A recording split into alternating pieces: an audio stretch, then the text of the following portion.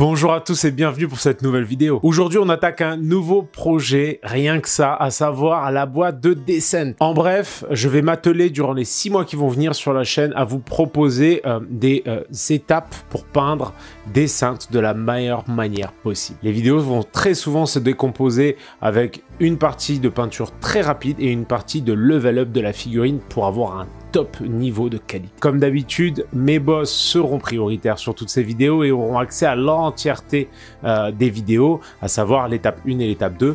On se réserve le droit avec l'équipe de poster sur YouTube, ici même, surtout l'étape 1 en extrait, pour pouvoir en fait vous permettre de peindre tout ça vite et bien. Ce projet devrait durer à peu près 6 mois, en tout cas c'est ce que je me fixe pour peindre cette boîte et évidemment pour vous fournir ensuite les vidéos montées par l'ami Terreur. Merci encore 1000 fois à lui qui fait un travail exceptionnel sur le montage de nos petites vidéos. Voilà, je vous propose de découvrir cette boîte ensemble. Encore une fois un énorme big up, un énorme merci à tous mes soutiens sur Patreon, à tous les gens qui viennent me soutenir sur Twitch via leur abonnement et évidemment à vous qui regardez cette vidéo, qui claquez le petit like des familles et le petit commentaire pour me dire ce que vous pensez de ce type de projet. Donc voilà, je vous présente Descent, Légende des Ténèbres, acte 1, un jeu conçu par Kara Sentel, Dunk et Nathan Hajek. La boîte, elle est énormissime. Je pense que vous voyez pas le poids, hein, parce que forcément c'est une vidéo, mais moi vraiment, ça pèse une blinde. Et ensuite on va ouvrir gentiment tout ça. Donc j'adore les concepts, vraiment ils sont fous, je trouve que l'ambiance elle est folle. Et ensuite voilà, hein, les figurines, parce que bon, on va se faire plaisir quand même, hein. On est surtout là pour ça. Donc on va les regarder évidemment de plus près sur des turnables de qualité, mais en attendant vraiment, vous voyez, hein, c'est vraiment un régal. Ces figurines sont toutes folles. En plus, les thermoformés sont hyper pratiques et je pense que pour le coup, eux pourront retourner dans leur thermoformé une fois peint sans aucun problème.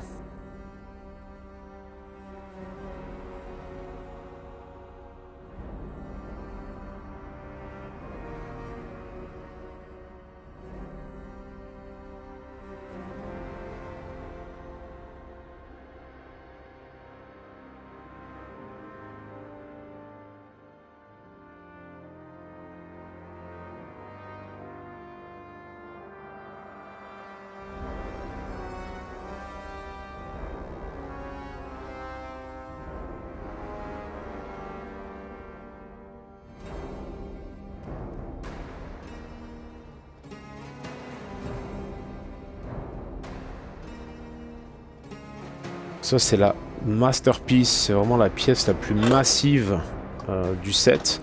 Alors vous remarquerez qu'elle n'est pas montée en soi. On peut se dire oh bon tiens c'est bizarre, les ailes sont tombées, zut. Mais en fait elle se clipse très facilement.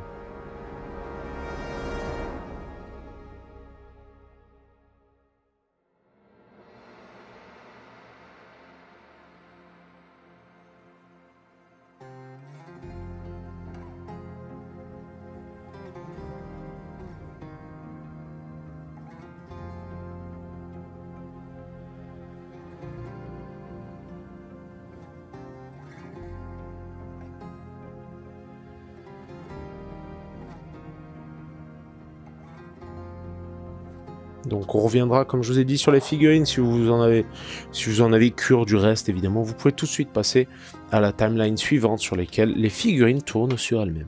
Ça, c'est le matériel de jeu. Alors moi, je me suis fait une petite box dans laquelle j'ai mis des dés et tout ça, sachant que comme, je sais pas si je vous l'ai dit, mais on a testé quand même le jeu avec Julie et vraiment, on s'est régalé. Et en fait, ça, c'est des petits sachets dans lesquels on met nos personnages tels qu'ils sont, parce que les personnages évoluent. C'est très très cool. Il y a plein de matériel de jeu dedans.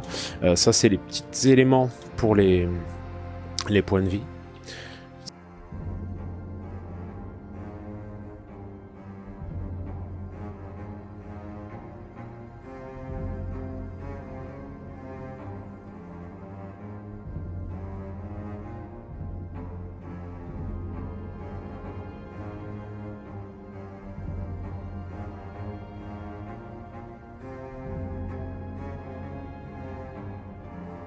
Vous voyez, hein, il y a plein de styles différents.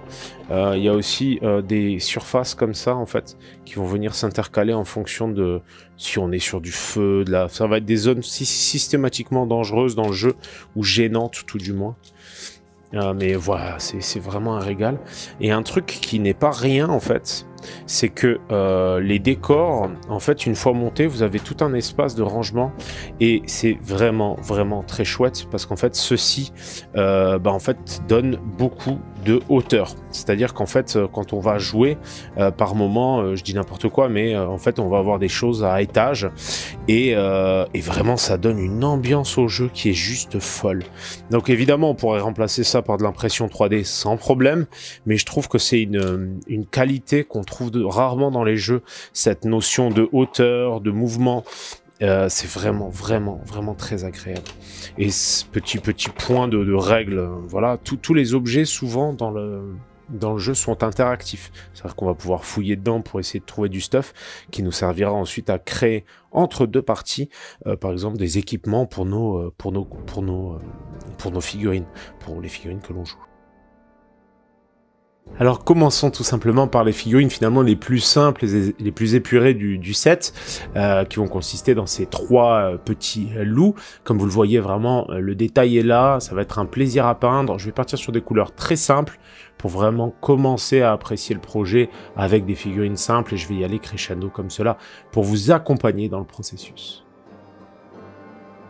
On a ensuite les assassins. Comme vous le voyez, les figurines sont déjà carrément plus complexes, mais toujours aussi sympathiques, très aériennes avec cette dynamique-là. Évidemment, on a des figurines qui sont identiques, mais vraiment, au vu de la qualité de la sculpture, je préfère largement avoir des figurines vraiment identiques, mais hyper quali, plutôt que finalement des figurines moins identiques, mais avec des sculptures un petit peu plus bancales, je dirais. Quoi qu'il en soit, là, ça va être le moment aussi d'essayer des petits effets, genre de fumée, des choses comme ça. Mais vous verrez, c'est pas des effets qui sont si compliqués que ça.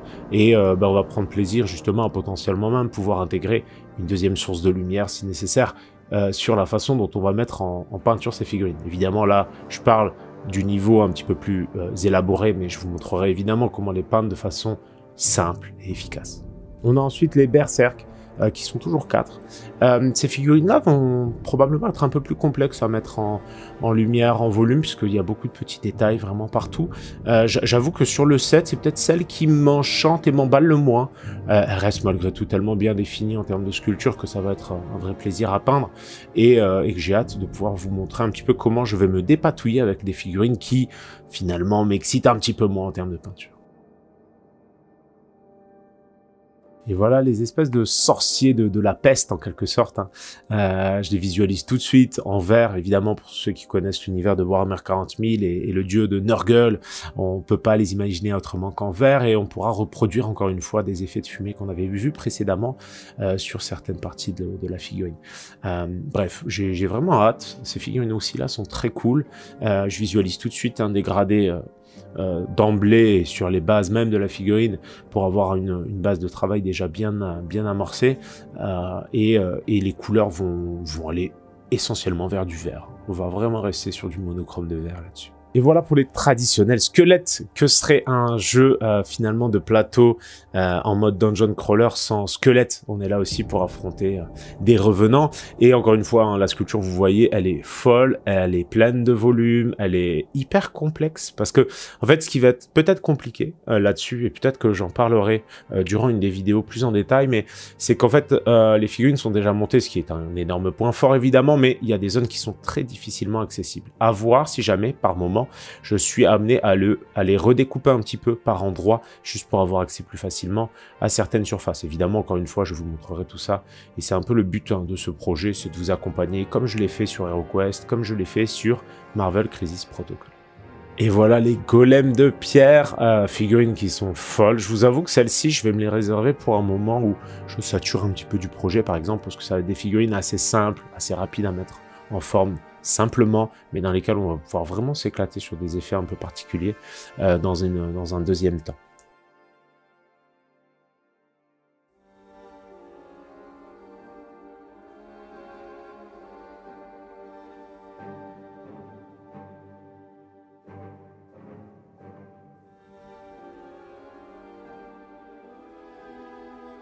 Et place aux sorcières. Ces sorcières sont plutôt chouettes. Honnêtement, j'ai pas grand chose à dire, à part que je les visualise bien en violet.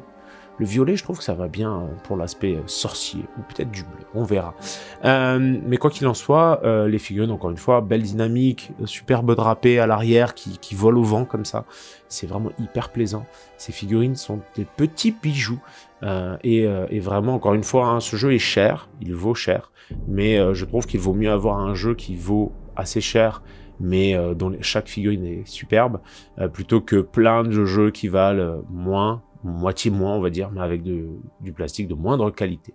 Voilà pour cette petite aparté. Une autre petite série de simplement 2 figurines qui sont des espèces de nécromanciens, mais en fait la figurine est forte dans le sens où en fait tout est creux, c'est-à-dire qu'en fait on a l'impression qu'il n'y a pas vraiment de corps en fait à l'intérieur de ces tissus. C'est super intéressant. J'ai hâte aussi puisque en fait quand les figurines viennent par deux comme ça, qu'elles sont simples, ça fait partie des figurines aussi, un peu comme les golems de pierre qui vont permettre de souffler un petit peu sur le projet, plutôt que de faire 4 figurines, en faire plutôt que 2, des fois ça peut être simple. Voilà. Ah tiens aussi, ça va me permettre aussi probablement de travailler un petit peu sur des effets de lumière peut-être qui viennent de l'intérieur, particulièrement au niveau de la tête, et de partir sur des bases thématiques de peinture très sombres. Donc voilà, ce sera l'occasion aussi de traiter un peu le noir peut-être, et ce type de couleur qui pose parfois problème. Alors ces figurines-là ont un design très particulier, pour tout vous dire, je les ai pas encore rencontrées sur la campagne qu'on a commencé un petit peu pour tester le jeu avec Julie. Pareil, là en les regardant un petit peu de plus près, je suis un petit peu perdu, je vous avoue, parce qu'il y a beaucoup de détails, beaucoup d'éléments particuliers, donc ça va être encore une fois un petit peu... une figurine sur laquelle on va découvrir des choses pendant qu'on peindra. Ce sera pas grave parce qu'au final ça fait plaisir aussi d'avoir des figurines qui sortent de l'ordinaire et qui apportent un petit peu qui accompagnent le lore finalement qu'il y a dans le jeu, l'univers du jeu, et ça fait partie des figurines qui sortent un petit peu de l'ordinaire et qui sont très plaisantes.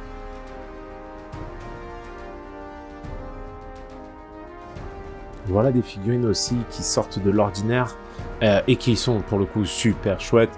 C'est des espèces de fées démoniaques en quelque sorte, qui viennent par 3. Je sais pas si vous les voyez, vraiment dans la sculpture c'est super bien rendu. Et ça va faire partie des figurines que j'ai trop hâte de peindre. Et évidemment, que serait un dungeon crawler sans sa joyeuse bande d'aventuriers? Et encore une fois, les figurines sont juste folles. Ce qui est sympa, c'est qu'on a un mix entre des archétypes un peu classiques, par exemple la naine, la paladine, l'elfe archer, à côté desquels on va trouver finalement des choses plus typiques à l'univers de Descent, à savoir l'espèce d'homme-chat, un petit peu chapardeur, le magicien comme ça, élémentaire de feu avec son familier à ses côtés, ainsi que l'espèce de dragon déchu. C'est des dragons qui n'ont plus d'ailes. C'est tout un lore qui est hyper intéressant. Ils sont asexués. C'est tout un lore qui est assez cool. Et ça fait quand même une bande de figurines vraiment chouette sur lequel je pense pouvoir m'attarder par figurine, évidemment, je ne ferai pas l'ensemble d'un bloc, mais c'était pour vous montrer un petit peu tout le potentiel de ce jeu et tout le potentiel des différents héros. Un truc un peu particulier, c'est que parfois, en fait, le jeu va vous amener à jouer un nouveau héros, en fait. Donc, les joueurs pourront aussi s'échanger de temps en temps les héros. Je trouve ça assez intéressant, assez innovant et plutôt chouette. Et voilà la figurine la plus emblématique de cette boîte.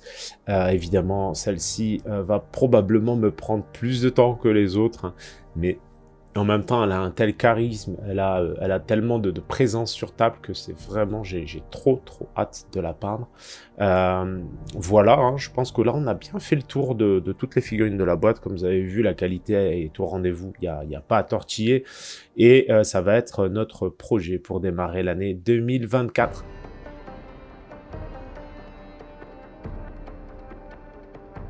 Voilà les amis, si vous n'êtes pas déjà abonné, n'hésitez pas à le faire, ça fait toujours plaisir à l'ego. Et évidemment, petit like, petit partage, petit commentaire pour vous me dire ce que vous avez pensé de cette vidéo. Et si vous êtes resté jusqu'au bout, mettez-moi un petit Descent au top. dans les commentaires. Je tirerai au sort d'ici une semaine ou deux, hein, je me laisse le temps, un petit gagnant qui recevra une petite figurine de mon cru. Je vous embrasse tous fort et je vous dis à bientôt pour la prochaine vidéo. Ciao, ciao les amis!